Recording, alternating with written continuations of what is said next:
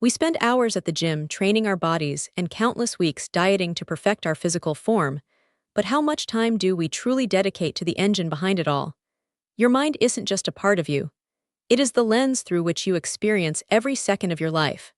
When that lens gets clouded by stress, anxiety, or depression, the entire world loses its color.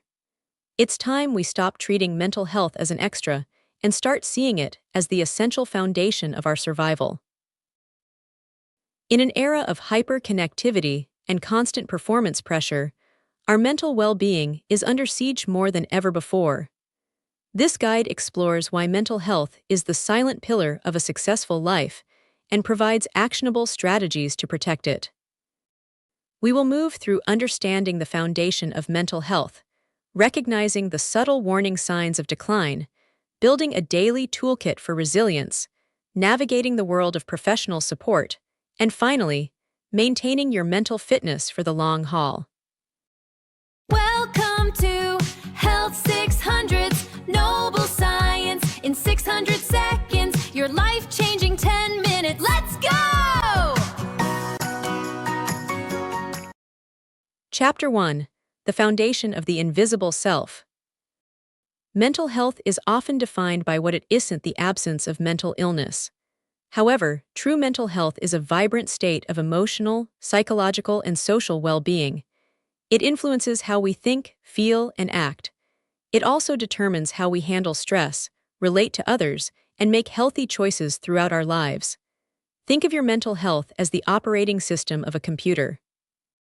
You can have the most expensive hardware, the best clothes, a great car, a high-paying job, but if the operating system is glitching or overwhelmed by viruses, the hardware cannot function. Neglecting this foundation leads to a cascading effect. When our inner world is in turmoil, our physical health suffers through increased cortisol, weakened immune systems, and chronic fatigue. By prioritizing mental health, we aren't just fixing a problem. We are investing in our capacity to experience joy, build meaningful relationships, and navigate the inevitable storms of life with a steady hand at the wheel. Chapter 2: The Warning Bells of the Mind. Recognizing when your mental health is slipping is a skill that requires radical honesty. Often, the signs are not dramatic outbursts, but subtle shifts in behavior and internal dialogue. You might notice a creeping sense of irritability over minor inconveniences or a brain fog that makes simple decisions feel like climbing a mountain. One of the most common precursors to a mental health crisis is a change in sleep patterns, either sleeping too much to escape reality or lying awake with a racing heart. Another red flag is social withdrawal. If you find yourself repeatedly canceling plans or feeling exhausted at the thought of interaction, your mind may be reaching its capacity. Pay attention to your joy threshold. If activities that used to bring you excitement now feel like chores or evoke no emotion at all, this is anhedonia, a key indicator of clinical depression. Physical symptoms are also common. Chronic headaches, digestive issues, and unexplained muscle tension often manifest when the mind is under prolonged duress.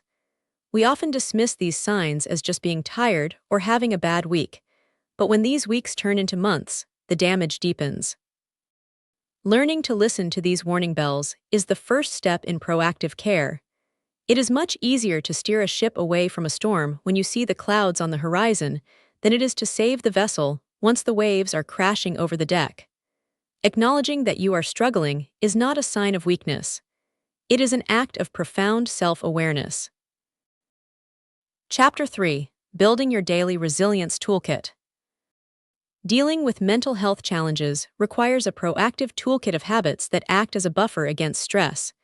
This starts with the basics: sleep, nutrition, and movement.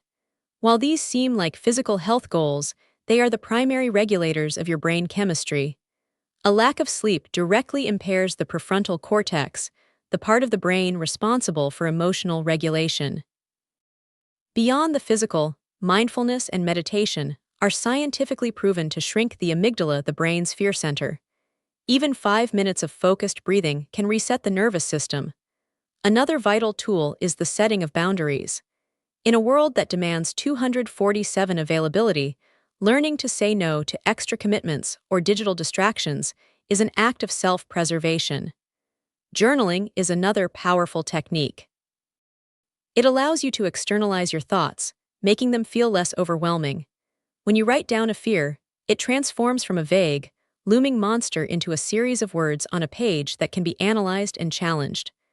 Finally, movement, even a simple 20-minute walk, releases endorphins that act as natural antidepressants. Resilience isn't about being tough. It's about having the right tools to process your emotions so they don't become trapped within you.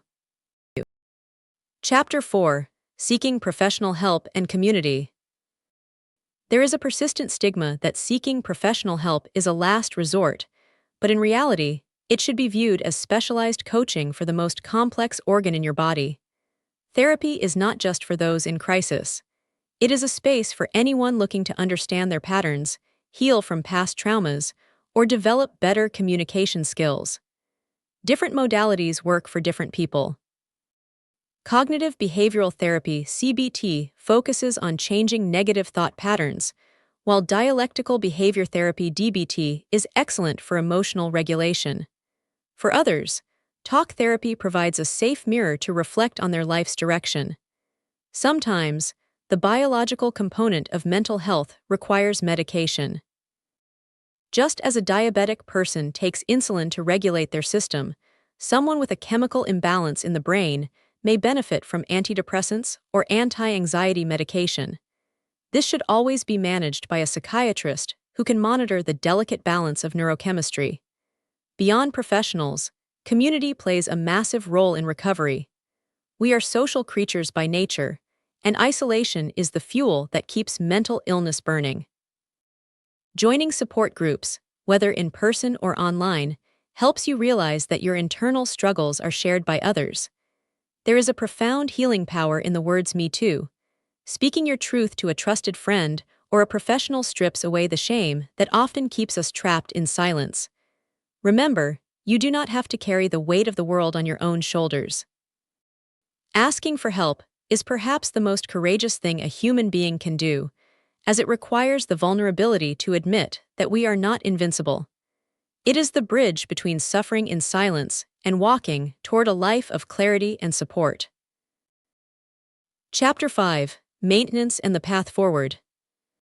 Mental health is not a destination you reach and then forget about. It is a continuous journey of maintenance and growth. There will be seasons of great clarity and seasons of heavy fog. The goal is not to eliminate all negative emotions; that is impossible and unnatural, but to develop the capacity to handle them without being consumed. Practice self-compassion. On days when your mental health is low, your 100% might only look like getting out of bed and taking a shower. That is enough. Be patient with yourself as you navigate your healing. Celebrate the small victories, like a day without a panic attack or a week of consistent journaling. As you move forward, keep refining your toolkit and stay curious about your inner world. By treating your mind with the respect and care it deserves, you unlock the ability to live a life that isn't just productive, but deeply meaningful and resilient. Don't just watch, take action right now. I have already shortlisted the exact products and tools you need to secure your results. Scan the video description below to get your protocol hardware today. This is Health 600s, and I'll see you in the next 600 seconds.